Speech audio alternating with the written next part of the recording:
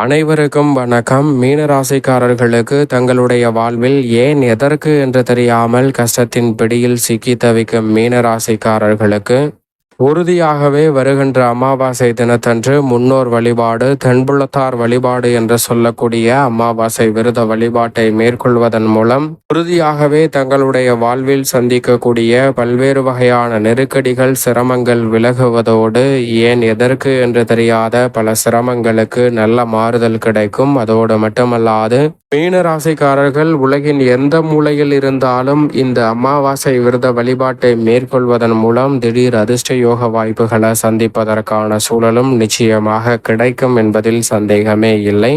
ஏனென்றால் பொதுவாகவே மீனராசிக்காரர்களுடைய வாழ்வில் சிரமம், சிக்கல், கஷ்டம், வெளியில் சொல்ல முடியாத அவமானம், பொருளாதார ரீதியான நெருக்கடி, கடன் சார்ந்த தொல்லை, பல்வேறு வகையில ஏன் எனக்கு மட்டும் இவ்வளவு வேதனை, அவமானம், சிரமம் என்னை துரத்தி கொண்டே சூழ்ந்து கொண்டே இருக்கிறது என்று நினைக்கக்கூடிய மீனராசிக்காரர்களுக்கு உறுதியாகவே இந்த மாதிரியான சிரமங்கள், சிக்கல்கள் வெளியில் சொல்ல முடியாத அளவிற்கு ஏன் எதற்கு என்று தெரியாத விஷயங்கள் தொடர்ந்து சந்திக்கக்கூடிய மீனராசிக்காரர்களுக்கு இவை அனைத்திற்கும் காரணமாக தோஷம் பார்க்கப்படுகிறது. அதில் பல வகையான தோஷம் இருந்தாலும் அதில் மிக முக்கியமான ஒன்றாக பித்ரு தோஷம், பித்ரு கர்மா என்று சொல்லக்கூடிய இந்த தோஷத்தின் காரணமாக வெளியில் சொல்ல முடியாத அளவிற்கு குடும்ப ரீதியாக பல நெருக்கடிகளை சந்திப்பதற்கான சூழல் உருவாகலாம். எனவே முன்னோர் வழிபாடுதான் அதற்கு மிக முக்கியமான தீர்வு. தென்புலத்தார் வழிபாடு என்று சொல்லக்கூடிய இந்த முன்னோர் வழிபாட்டை மேற்கொள்வதன் மூலம் நிச்சயமாக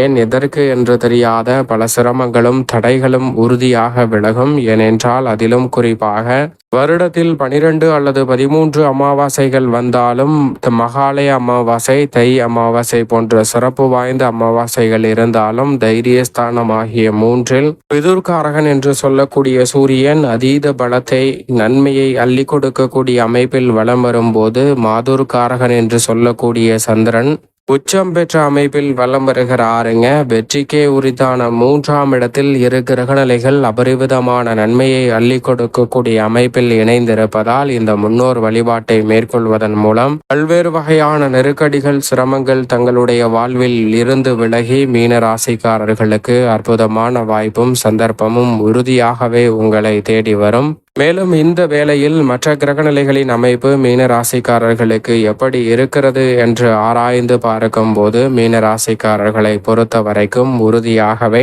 இந்த வேளையில் மற்ற கிரகநிலைகளின் அமைப்பை ஆராய்ந்து பார்க்கும் போது தைரியஸ்தானத்தில் சூரியனும் சந்திரனும் இணைந்திருக்கும் போது அவர்களுடன் வித்யாகாரகரான புதனும் இணைந்து வலம் வருகிறார். 3 கிரகநிலைகள் முன்னேற்றத்திற்கு முட்டுக்கட்டை இடக்கூடிய காரிய தடையை விளக்கக்கூடிய அமைப்பில் இருப்பதால் பல காரிய தடைகள் விலகி எளிதில் பல வெற்றி வாய்ப்புகள் உங்களை தேடி உறுதியாக வரும். ராசியின் அதிபதியாக இருக்கக்கூடிய குரு பகவான் சுகஸ்தானமாகிய 4ஆம் இடத்தில் இருப்பது நன்மை நிறைவாக கொடுக்கக்கூடிய ஒரு அமைப்பாக பார்க்கப்படுகிறது. எதிர்பார்ப்பதை காட்டிலும் பல்வேறு வகையான சுபகாரியங்கள், திட்டமிடுதலை காட்டிலும் மிக சிறப்பாகவும் மகிழ்ச்சிகரமாகவும் நன்மை நிறைந்தவையாகவும் அமைவதற்கான சாத்தியக்கூறுகள் உண்டு. எந்த காரியத்தை கையில் எடுத்தாலும் தடை தாமதம் உறுதியாகவே விலகும். மேலும் சனி பகவானை பொறுத்த வரைக்கும் விரயத்தில் ஆட்சி பலம் பெற்றிருக்கிறார். அவருடன் இணைந்து ராகுவும் பலம் வருகிறார். சனி மற்றும் ராகு இணைந்து விரயஸ்தானத்தை வலுப்படுத்துவதால் அலைச்சல் அதிகரிக்கலாம். ஆனால் அதற்கேற்ற ஆதாயம் உண்டு. ஏனென்றால் சுகத்தில் குரு இருக்கிறார். மற்றொரு மிக முக்கியமான நிழல் கிரகமாக பார்க்கக்கூடிய மோட்சக்காரகரான கேது 6இல் இருக்கிறார். யோகஸ்தானத்தில் கேது இருப்பது பல்வேறு வகையில வளர்ச்சிக்கான நல்ல வாய்ப்புகளையும் சந்தர்ப்பங்களையும் நிறைவாக அள்ளி கொடுக்கிறது. எனவே தவற விட்டுவிட வேண்டாம். இந்த வேளையில் செவ்வாய் பூர்வ புண்ணியஸ்தானம் ஆகிய 5இல் இருப்பதால் பூர்வீக சொத்துக்கள் ரீதியான பிரச்சனைகள், பல்வேறு வகையான நெருக்கடிகள், சிரமங்கள் இந்த தருணத்தில் உறுதியாகவே விலகுங்க.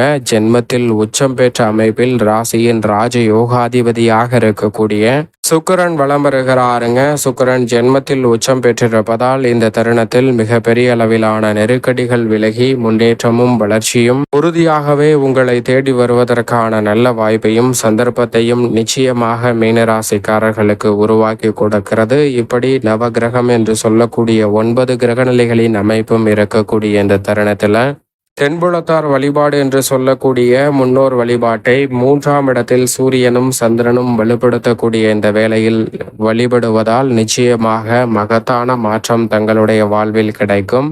குறிப்பாக இந்த வழிபாட்டை எப்படி மேற்கொள்ள வேண்டும் என்றால், அன்றைய தினத்தில் அதிகாலையில் எழுந்து நீராடி நீர்நிலைகளுக்கு சென்று எள்ளும் நீரும் இறைத்து தர்ப்பணம் கொடுக்க வேண்டும். அப்படி செய்ததற்கு பிறகு இறை வழிபாட்டை மேற்கொள்ளலாம். ஆலயத்திற்கு சென்று தீபம் ஏற்றி வழிபாடு செய்யலாம். குலதெய்வ வழிபாட்டை மேற்கொள்ளலாங்க. அப்படி மேற்கொள்வதன் மூலம் நல்ல மாற்றம் தங்களுடைய வாழ்வில் உறுதியாக கிடைக்கும். தென்புலத்தார் வழிபாட்டிற்கு பிறகுதான் இறை வழிபாடு என்று சொல்லப்பட்டதிலிருந்து இந்த வழிபாட்டிற்கான முக்கியத்துவத்தை நாம் புரிந்து கொள்ள முடியும். அதோடு மட்டுமல்லாது அன்றைய தினத்தில் விரதம் இருக்க வேண்டும். மதியம் தலைவாழை இலை போட்டு உணவு படைக்க வேண்டும். உணவு படைத்த உணவை முன்னோர்களை நினைத்து பித்ரு தேவதையை நினைத்து பிரார்த்தனை செய்ய வேண்டும். அப்படி செய்வதன் மூலம் பித்ருக்களின் ஆசீர்வாதமும் பித்ரு தேவதையின் ஆசீர்வாதமும் நிறைவாக கிடைக்கும். அப்படி கிடைப்பதன் மூலமாக குடும்பத்தில் சுப நிகழ்வுகளில் இருக்கக்கூடிய தடைகள் முற்றிலுமாக விலகும். நீங்கள் எதிர்பார்ப்பதை காட்டிலும் வேலை இல்லாதவர்களுக்கு நல்ல வேலை கிடைக்கும். குடும்பத்தில் ஒற்றுமை அதிகரிக்கும். தம்பதிகளுக்கிடையே இருந்த கருத்து வேறுபாடுகள் நீங்கி அன்பும் அந்யோன்யமும் அதிகரிக்கும். புதிதாக வீடு வாங்கக்கூடிய, நிலம் வாகனம் வீட்டுமனை வாங்கக்கூடிய முயற்சியில் காரிய வெற்றி நிறைவாக கைகூடுவதற்கான சந்தர்ப்பம் உண்டு. பித்ரு தேவதையின் ஆசீர்வாதமும் அருளும் நிறைவாக கிடைப்பதால் இந்த நாளை தவறவிடாமல் சரியாக பயன்படுத்திக்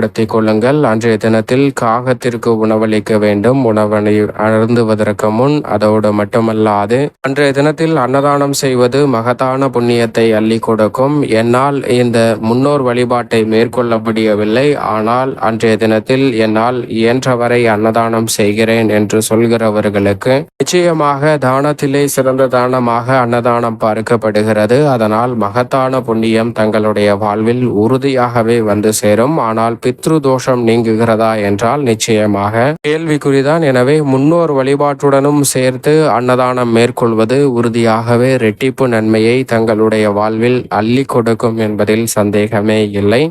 இந்த வழிபாட்டை யார் மேற்கொள்ளலாம் என்றால், தாய் தந்தை இல்லாத நபர்கள் இந்த வழிபாட்டை மேற்கொள்ளலாம். சகோதரர்கள் இருக்கும் பட்சத்தில் நிச்சயமாக பெண்கள் இந்த வழிபாட்டை மேற்கொள்ளக்கூடாது.